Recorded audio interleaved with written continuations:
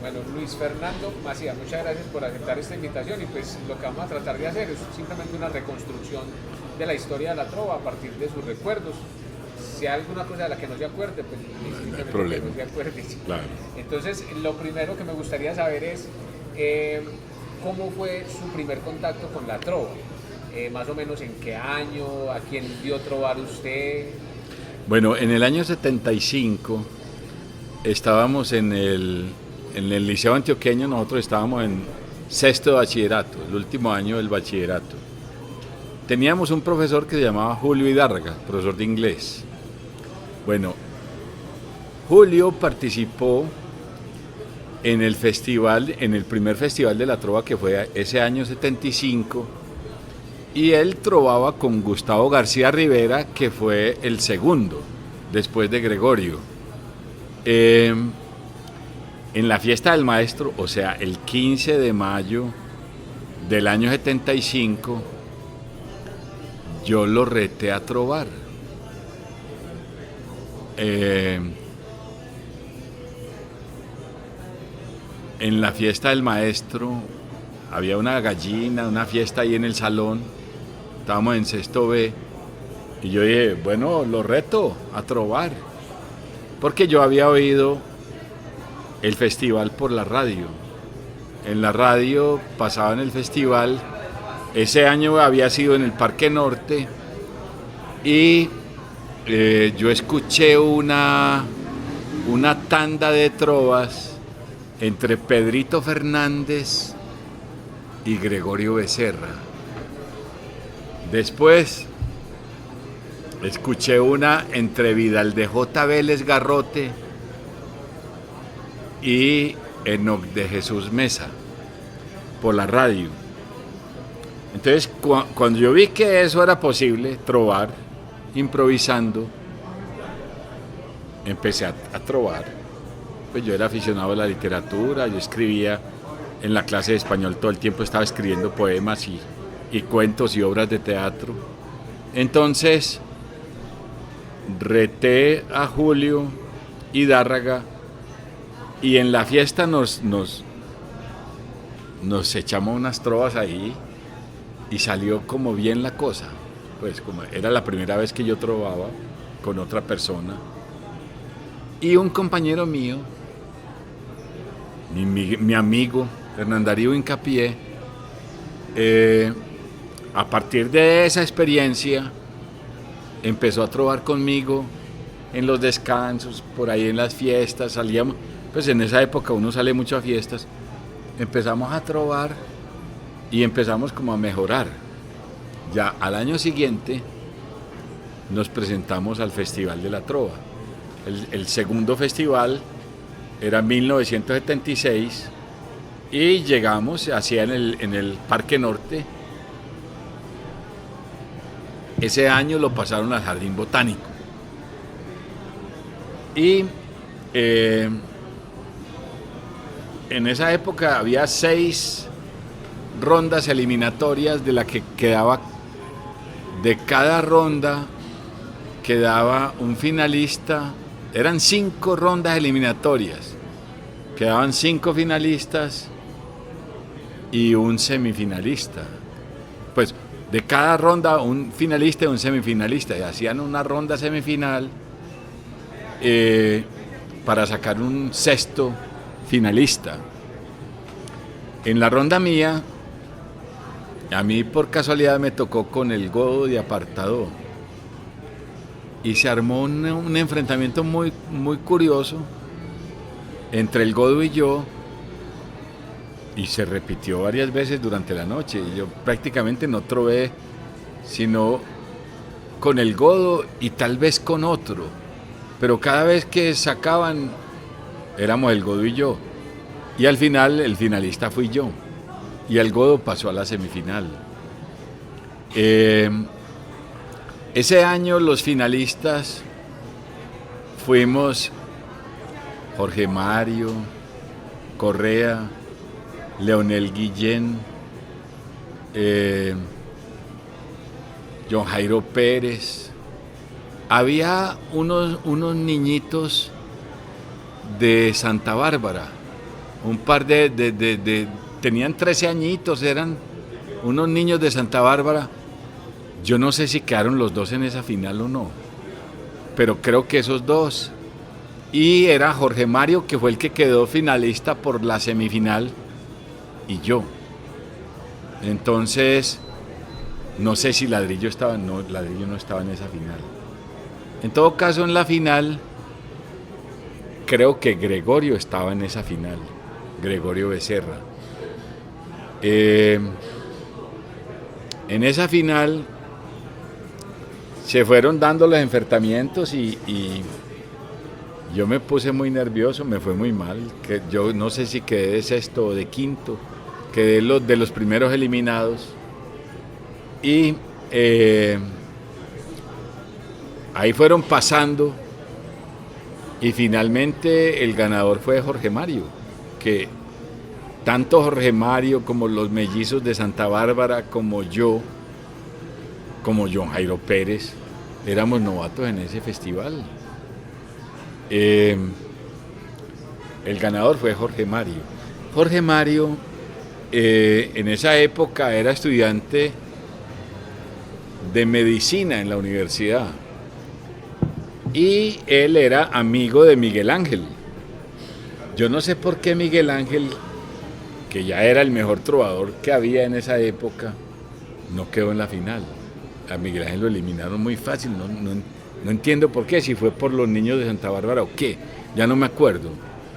En todo caso, Miguel Ángel no quedó en esa final, pero Jorge Mario sí, y Jorge Mario ganó el festival. Ok. ¿Por qué cree usted que estaba en ese tiempo el auge de la trova en Antioquia? Pues porque la impresión que tengo yo como desde este lado de la historia es que en ese 75 como que fue el auge, como que la gente conoció la trova, o antes de eso ya había trova. No, sí había, claro.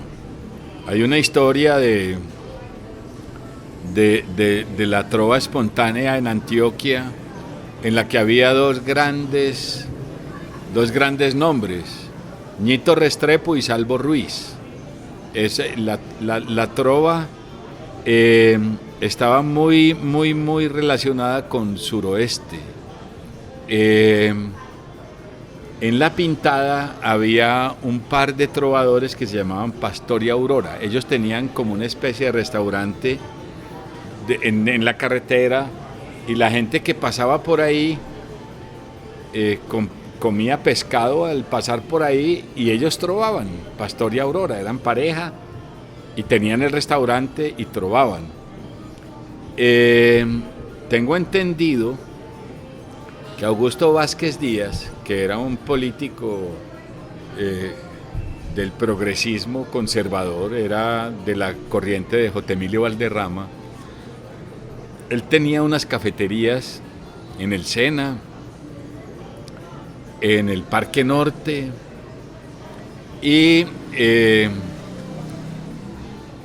participaba mucho en esa política, con ese grupo de J. Emilio Valderrama, Guillermo Tascón, toda esa gente, y con la gente del colombiano, Juan Gómez Martínez, y con los Gómez Martínez.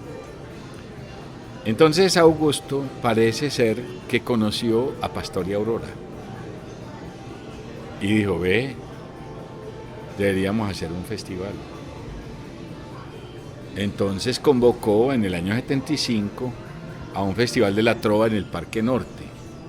Entonces aparecieron Gregorio, Enoc de J. Mesa, que venían de Santa Bárbara y de Montebello,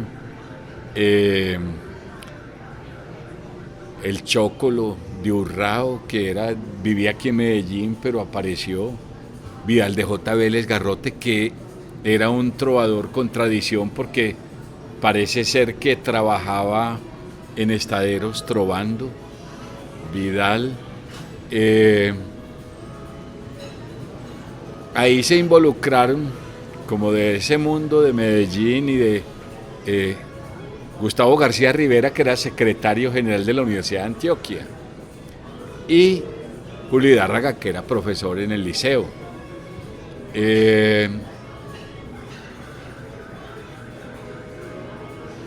Pedrito Fernández, que era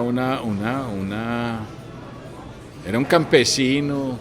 En esa época él trabajaba como con esas cosas del gobierno de atender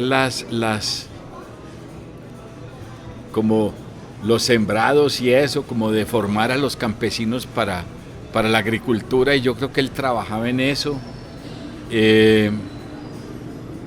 Y era un gran trovador. Pedrito Fernández siempre fue un gran trovador. Entonces, digamos que se hizo el festival y lo transmitían por radio.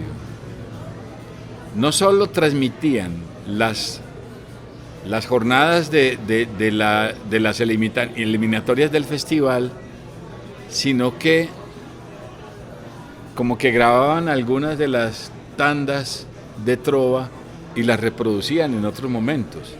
Entonces eso hizo que mucha gente reconociera y volviera. Entonces se armó en torno a Augusto Vázquez, que tenía una oficina en el Teatro Ópera,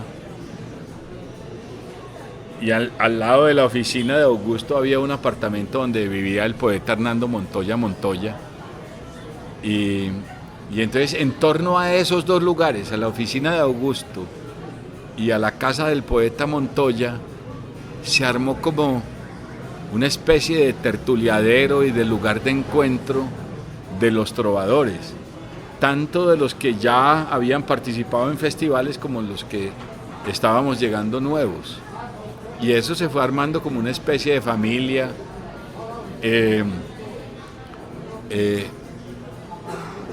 Álvaro Mejía creo que alcanzó a participar en el primer festival y participaba en eso. Él trabajaba en Publicidad Toro y era como muy entusiasta de la trova.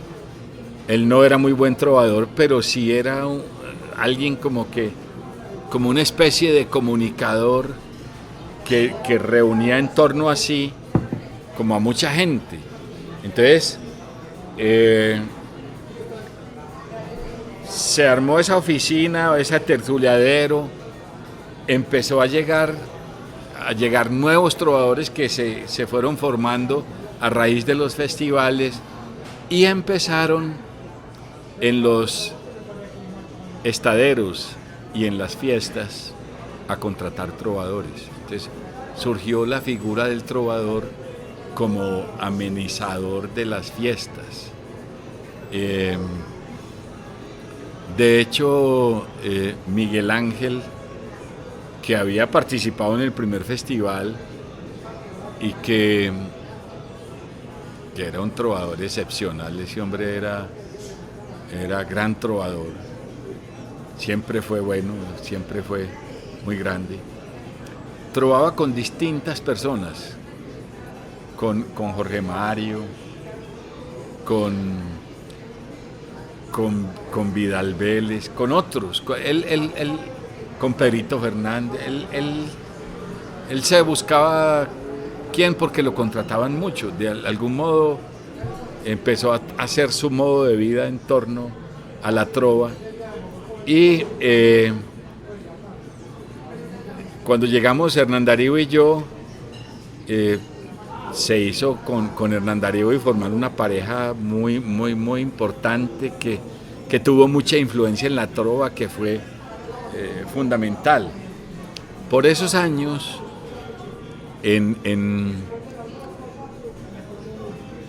vinieron unos trovadores de Caldas, Jairo Castro Eus. Me faltó mencionar al negro Antonio Arenas, que también era del primer festival y que ya en ese primer festival había sido muy nombrado y muy interesante como su trova y su estilo y su modo de ser. Entonces vinieron unos trovadores de Caldas y alguien de la organización de la Feria de Manizales le pareció que era muy buena idea hacer en la Feria de Manizales festivales de la trova. Entonces, a raíz del festival de acá, muy rápido apareció el festival de la Feria de Manizales, y a raíz de esos dos festivales empezaron a aparecer distintos festivales en distintos lugares. Empezó la trova a expandirse, empezó como un crecimiento natural de la trova como manifestación folclórica. Y entonces ya se hicieron festivales de la Trova de la Paz, festivales de las universidades, festivales de los colegios, festivales de los municipios, bueno. Y eso, donde llegaba el festival, iban apareciendo trovadores. Y básicamente era que alguien escuchaba trovar, y no era que aprendían a trovar, sino que se daban cuenta que sabían trovar, según eso. Escuchaban trovar y entonces empezaban a trovar también. O sea, porque eso permitía, porque la estructura era muy sencilla. Claro. La gente identificaba rápidamente que era rimar el segundo y el cuarto. Y es que el octosílabo es la forma natural en el lenguaje, en la lengua nuestra. Entonces, un octosílabo siempre tiene sentido completo. Casi siempre, pues. Es raro que un octosílabo no tenga sentido. Con 8 sílabas se logra el sentido completo. Entonces, es muy fácil hacer una oración de 8 sílabas con sentido completo y además ligar 4 oraciones concatenadas o no, o por lo menos con alguna relación entre ellas. Es muy fácil hasta conseguir el cuarteto, y es muy fácil rimar, bien sea 2 o 4 versos. ¿Usted recuerda si en esa época, digamos, los trovadores como usted tenían como un interés, digamos, en mejorar más la técnica, en mirar cómo podían mejorar, o era simplemente una expresión, como usted dijo ahorita, una expresión natural? No, la reunión de la tertulia de la trova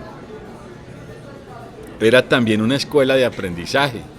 Se ratoneaba, se hacían redondillas, se hacían pareados, se hacían, en esa época lo llamaban de 5 y 6, inclusive había un Tista Ortega de Titiribí que decía que él hacía versos de 6 palabras, se refería a 6 sílabas, a pentasílabos, y que hacían ya no de 4 versos sino de 6, porque los 2 primeros versos eran normales y los otros 2 se partían en 4 de 5 o de 5 y 6. Entonces se llamaban los versos de 5 y 6. Entonces eso pasó a ser después la trova redondeada, la redoblada, es que la llaman ahora, que empatan una trova con otra, que hacen dobleteada.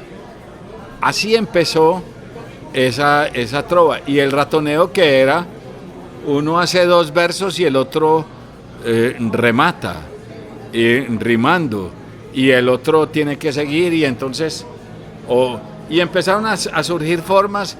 Bueno, todo eso se volvió como una especie de laboratorio, esa reunión, esa tertulia, como un laboratorio de aprendizaje, y ahí cada cual se formaba de acuerdo con sus criterios, ¿no? Y con sus propios afanes. Sí, es como muy de esta región de Colombia, muy de Antioquia, es por los dichos, por el hablar en rimas. En un libro que escribió un muchacho, Juan Gonzalo Benítez, sobre las memorias de Pedrito Fernández, contaba Pedrito Fernández que cuando él era niño era muy familiar escuchar que la gente hablara en rimas, diciendo, por ejemplo, tráeme aquí, Teresa, por favor tráeme la mesa, como buscando siempre esos juegos de palabras, que es como la raíz de todo esto. Pero eso es natural en la lengua española. Mira que en todos los países, yo creo que en todas las lenguas, pues, pero en el caso nuestro, que es el español, desde siempre ha existido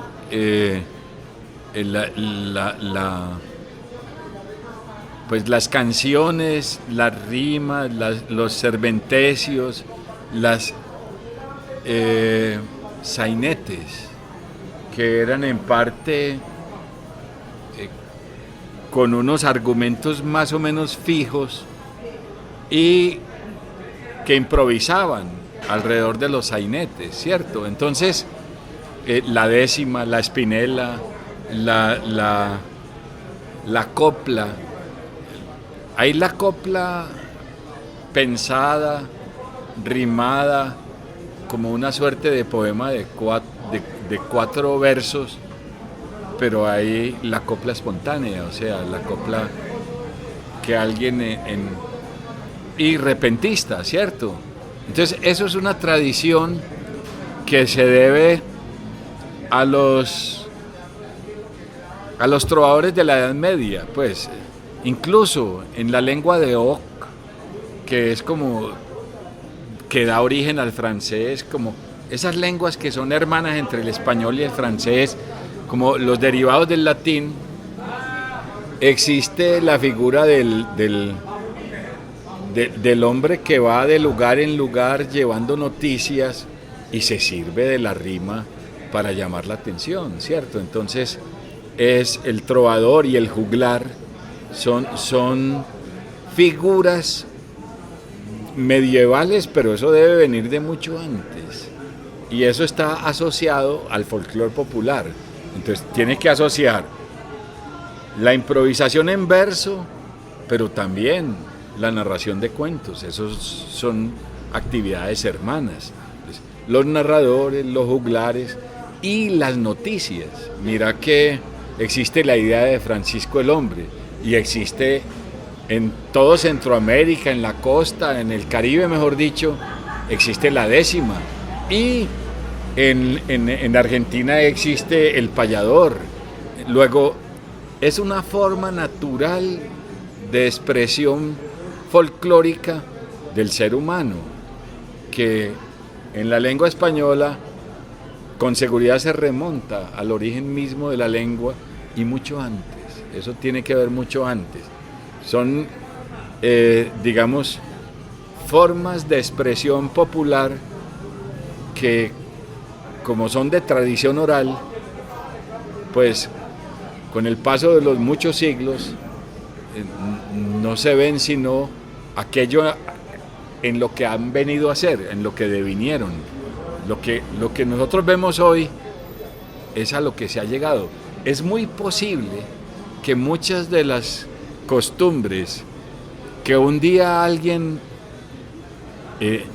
agregó como un aditamento nuevo a la trova o al quehacer de los trovadores se hayan practicado en otras épocas y hayan pasado al olvido y de pronto vuelven a surgir espontáneamente porque son formas de la expresión natural del hombre. Luego, eso es una forma natural de expresión y de diversión y de socialización y de participación en la comunidad. Digamos que, por ejemplo, a mí, yo era un muchacho muy tímido, yo era súper tímido. Era muy difícil para mí relacionarme con una persona ajena porque me moría de miedo, de susto. Sin embargo, llegué a la trova y esa fue mi manera de afrontar esa característica de superar la timidez. Hoy yo me relaciono en forma muy natural con el mundo gracias a eso, gracias a que me tocó ir a fiestas donde nadie me conocía y sobreponerme a esa cosa horrible de tener que participar delante de la gente, intervenir, además tener que hacerlo bien, pues sí, hacer reír a la gente, hacerlos pensar, hacerlos sentir con las trovas. Para mí esa fue, digamos que en mi vida, lo más importante de la trova fue relacionarme con el mundo a partir de la improvisación de versos. muchas gracias, profesor, por todo lo que me está diciendo, porque realmente me está abriendo mucho más el panorama, la idea inicial que yo tenía con este trabajo. En todo caso, en el 75, gracias a lo que hizo Augusto Vázquez de la idea del Festival de la Trova, pues ya hubo una mayor difusión y hubo como un choque de lo urbano, lo rural, lo académico. A mí me llama mucho la atención como la penetración de la trova en ese 76-77 en la Universidad de Antioquia, por ejemplo. Salió Jorge Mario Correa, este señor, el que fue virrey de Gregorio. Gustavo Mejía Rivera. Gustavo, ¿cierto? Sí, Gustavo, Hernán Darío Hincapié, también de la Universidad de Antioquia. Como ese choque de estilos, lo rural, lo urbano, lo académico, ¿cómo se vivía eso en esa época? Pero no es choque de estilos, sino que los jóvenes de acá de la ciudad tuvimos la oportunidad de conocer esa forma de expresión y participar de ella. Es el desarrollo natural de un proceso cultural. Digamos que al hacerse el festival, claro, el festival va sembrando o florecen en torno a la trova, florecen los trovadores, porque ahí se encuentra una forma de expresión que de alguna manera es necesaria para quien lo hace. Uno un día siente la necesidad de trovar y lo hace. En cuanto a esos estilos que yo le digo, por ejemplo, yo que el estilo suyo en muchas de las trovas era muy inclinado como hacia a lo social y tenía mucho que ver como con algo que ya se veía en esa época con las guerrillas del M-19 y todo eso. Como en las trovas suyas yo encuentro mucho ese contenido, como de crítica al gobierno, al régimen y todo eso, porque la trova también es como una expresión de que cada ser humano pues habla. Sí, claro, la ideología, claro. Pues mira, yo seguramente la influencia del liceo, del pensamiento que se iba formando en nosotros en el liceo antioqueño y en la casa también. Mi papá era revolucionario. Sí, y mis hermanos todos. Seguramente yo pues ni siquiera pensaría eso si me lo preguntaran. Eso tal vez lo ves vos con distancia. Yo ni siquiera ya sé. Yo creo que la trova mía tenía un alto contenido poético y eso la hacía difícil para mucho público. Las trovas mías era muy extraño porque yo trovaba y no tenía reacciones inmediatas, muchas. Era más bien poco lo que yo veía de reacciones inmediatas. Pero después la gente recordaba mis versos, recordaba y como que les gustaba ese estilo. Como había un poeta que además llegó a ser un gran poeta de la lengua castellana argentino, que vivía con Manuel Mejía Vallejo en esa época, que se llamaba Roberto Juarros, y Roberto Juarros iba con Manuel al festival, iban a verme a mí, y Roberto Juarros, según me contaron, decía, pero mira, es un poeta, y digamos que ahora, después de todos esos años, que alguien me haya dicho que Roberto Juarros, viéndome trovar, dijera eso, ese es como el espaldarazo más grande que yo haya tenido en mi vida, porque Roberto Juarros es uno de los grandes poetas de América y hoy es considerado uno de los más grandes. Y en esa época él vivía aquí en Siruma con Manuel Mejía Vallejo y ellos iban a verme trovar a mí. Y además Manuel decía que yo era muy bueno en eso, cosa que yo no creía ni sabía. Además yo tenía una dificultad, creo que fue la mayor dificultad, y es la falta de buena entonación.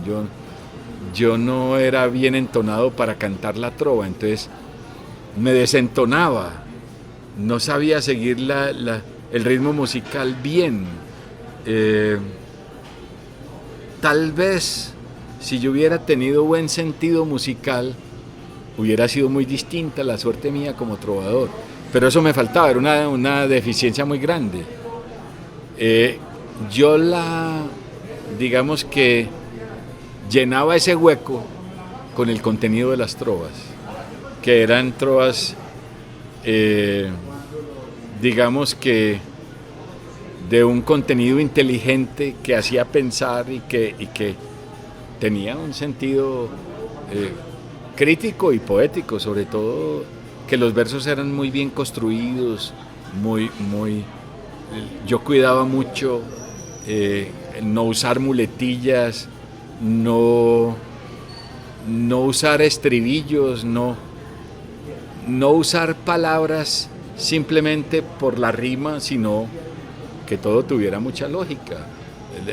Era muy común el segundo verso, un estribillo aprendido. Entonces, la trova consistía para muchos en hacer los otros 3 versos y usaban ese segundo para soportar la rima y sabían distribuirlo bien. Entonces les quedaba, pues digamos que el cuarteto sonaba bien, pero el contenido de la trova estaba básicamente en el último o en los 2 últimos versos. Los 2 primeros eran simplemente como el punto de apoyo y nada más, como el pie de trova, la muletilla y los 2 versos que sí hacían su contenido. En cambio, yo procuraba hacer cuartetos completos, de principio a fin, y que tuvieran un sentido y un orden poético. Yo cuidaba mucho la construcción de la trova. Había un aspecto que era el aspecto de despertar en las personas del público compasión, solidaridad, un montón de sentimientos que están más allá del contenido de la trova, pero que juegan un papel importante a la hora de la decisión de los jurados, que además eran gente, por lo general, ignorante en la construcción gramatical, en la concepción artística de los cuartetos. Entonces se dejaban ganar, digamos que se dejaban llevar por esos aspectos exteriores, decorativos, que juegan, esas cosas juegan. Pero hay una cosa bien interesante ahí, es que tenemos la trova como una manifestación cultural que tiene mucho que ver con la poesía oral improvisada, le dice pues Alexis, pero que la ponen en un escenario de aguardiente, de borrachos, ya estaba en ese tiempo entrando la mafia, todo eso. Sí, claro. Entonces, finalmente una cosa que en teoría debería ser bonita, debería ser poética y todo eso, termina como prostituyéndose ahí. ¿Eso usted cree que le pudo haber hecho daño a la trova como para lo que siguió, o es un desarrollo también natural de la expresión artística? Yo creo que son las formas naturales de ser del hombre. El hombre mezcla todo. Que lo puro se mezcla con lo impuro. De hecho, un loto nace en un pantano. Son las formas corrientes del desarrollo del mundo. Entonces, ¿cómo le vas a pedir a la trova un escenario específico? No, es una manifestación. ¿Y cómo viene? ¿Cómo es quien lo está haciendo? Y hay de todo. No es exclusivo de algunos, no. Es una manifestación libre y es natural. Y es manifestación del pueblo, no es manifestación de nada. Alguien puede llevarla a estados de muy elevados culturalmente, pero alguien puede llevarla al lupanar bueno, todas esas cosas pasan. Eh, muchos de nosotros tuvimos la oportunidad de vivir de eso mucho tiempo. Yo viví de la trova entre el año 75 o 76 más bien y el año 83. Digamos que de ahí derivé mi sustento esos años. Si no hubiera tenido eso, seguramente hubiera tenido que buscar otra forma, pero tuve la oportunidad de hacerlo así. Muchos otros, pues yo creo que Miguel Ángel ha vivido toda la vida de eso. A propósito de lo que estábamos hablando anterior, usted mencionó al bobo, o sea, en los audios, que es la referencia que yo tengo para hacer este trabajo, yo siento que la llegada del bobo fue como alguien que rompió con muchos esquemas, como un troll muy diferente, muy... Mira, en el año 76, él pasó muy desapercibido en el festival. De hecho, se pensaba de él que era malo, que era un mal trovador. Pero era un tipo muy inteligente. Y en el año 77 se rodeó, primero se buscó un sombrero apropiado para el sobrenombre. Entonces, se puso el sobrenombre, porque él antes se llamaba era Rodrigo Mejía, y como Rodrigo Mejía era mal trovador, pero se puso el nombre de bobo, se puso ese sombrero y le agregó un deje irónico al canto de la trova, que él no se esforzaba en hacerla muy bien hecha, además no tenía con qué, su capacidad no le daba para hacer esos dos versos. Él hacía los dos últimos versos y ahí hacía una ironía que inclusive respaldaba con la entonación y con la parafernalia de su figura, y ya eso le dio un resultado impresionante. Lo hizo rey de la trova.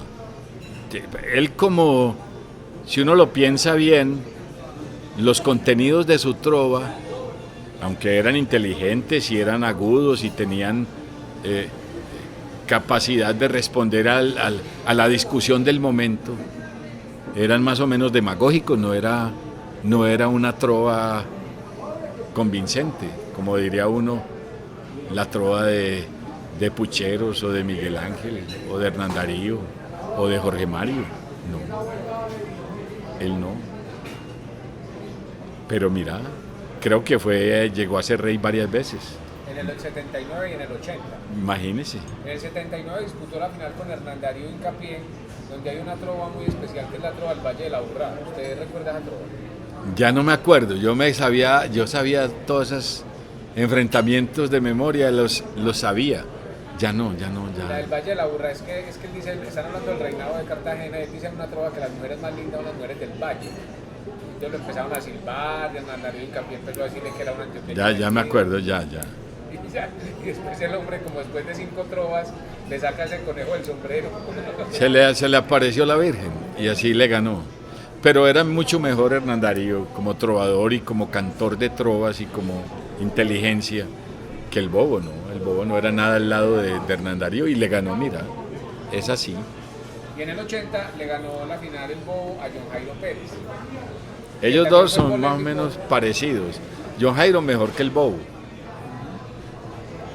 Ahí también hubo algo de polémica porque para mucha gente ganaba John Jairo, esa final del 80. Con seguridad, porque John Jairo era mejor que el bobo. Lo que pasa es que el bobo tenía esa capacidad de voltear la adversidad a su favor. Esa era su capacidad. Y la usó bien. Él era muy inteligente. Me imagino, no sé dónde está, ni qué está haciendo, pero su inteligencia y su agudeza, sobre todo la agudeza, eso que llaman viveza, ese tenía por montones.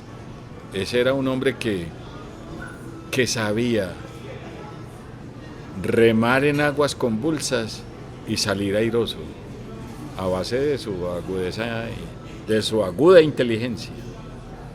Okay. Pues usted me puede contar algo, si se acuerda o le tocó vivir de la creación de Astrocol. La creación de Astrocol fue, digamos que,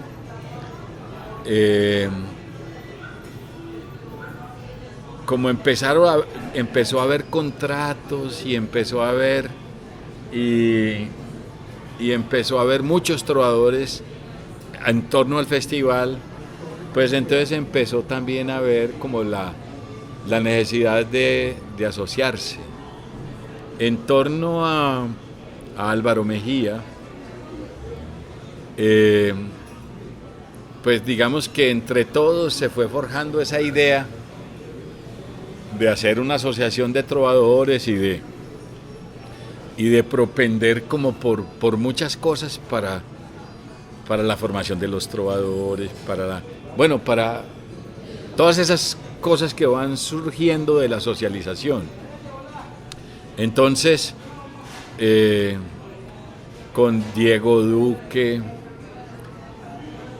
Crisanto, Miguel Ángel, Leonel, Ladrillo, todo el Bobo mismo. El Bobo era uno de los líderes de la asociación, de configurar esa asociación.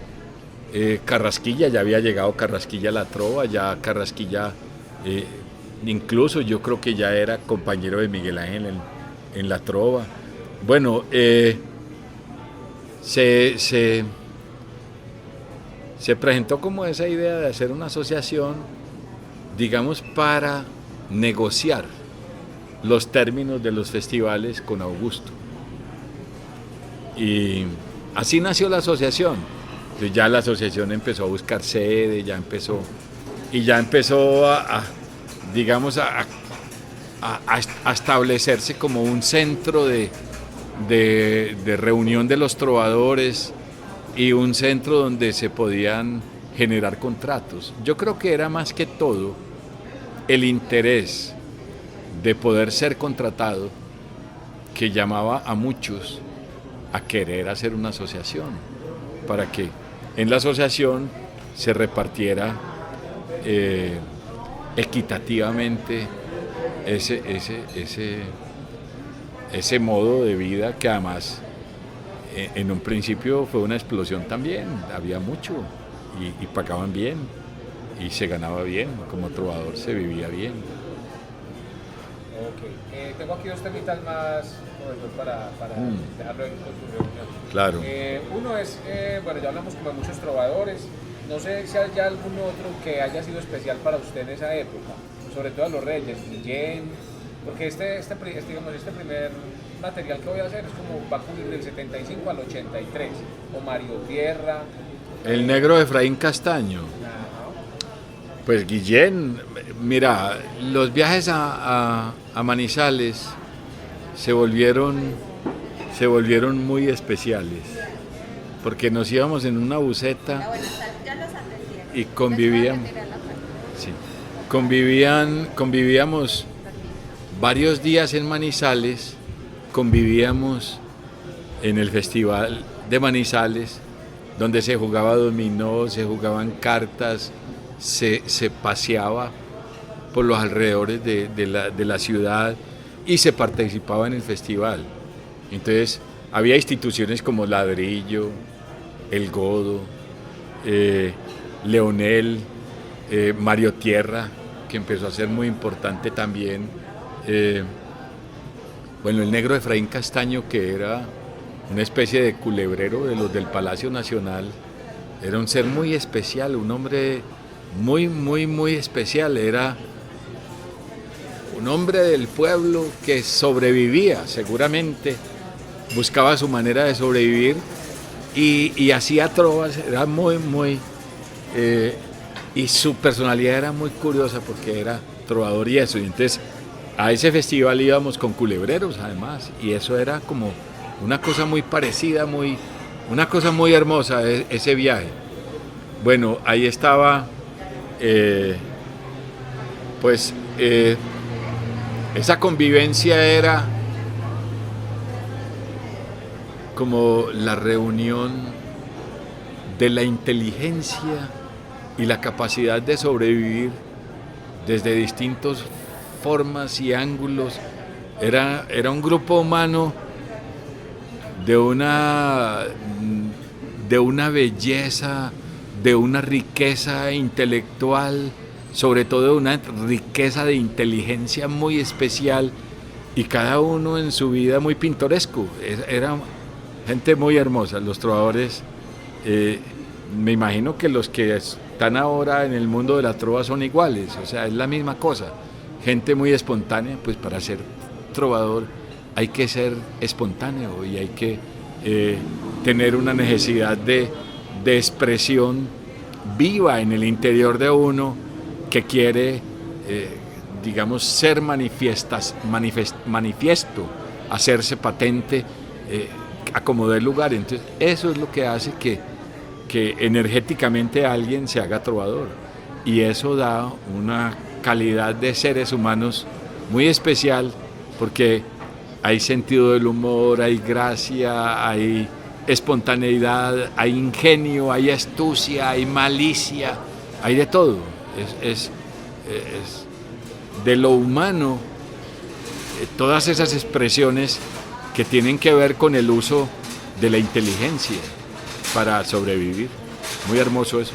¿Usted recuerda, digamos, de esa época contra quiénes le gustaba trovar o con quiénes tenía algunas rivalidades especiales? No, era... ¿Con todos? Sí, eso era todos con todos y todos. Y era muy bueno, era a más. Hay algo como de orgullo en el enfrentarse al otro y no dejarse vencer. Hay una cosa ahí como de que lo asimilaban a los gallos de pelea, como el coraje, sostener el coraje, no importa, y buscar recursos de donde no los haya para sacarlos, ¿cierto? Como eso, mira, esa trova que vos hablas del Valle de Aburrá es como el espuelazo de un gallo moribundo. Es como ese que se levanta y da un espuelazo y termina matando al otro. Es eso. Ok. ¿Usted recuerda como cuál fue su clasificación? O sea, ¿de qué quedó en los otros festivales? Ahorita me habló el 76. En algún festival quedé tercero, ya no me acuerdo en cuál. En Manizales quedé tercero. En realidad, allí debía haber ganado yo. Ganó Ladrillo, segundo quedó Oscar de J. López, pero fue por la forma como se remató el festival. Pero quedé tercero. En la universidad gané alguna vez un festival, por ahí hubo una vez un festival de la Trova de La Paz, gané, incluso en una ocasión los finalistas éramos Jorge Carrasquilla y yo, en uno le gané yo y en otro me ganó él a mí. Así, era así, como había muchos festivales en Sonsón, en Fredonia, creo que en Fredonia también estuve como en un puesto muy alto. Yo no sé cuántas veces ya no me acuerdo cuántas veces fui finalista en el festival, tal vez unas 3 o 2, no sé. En ese primer festival el enfrentamiento con el Godo fue muy importante.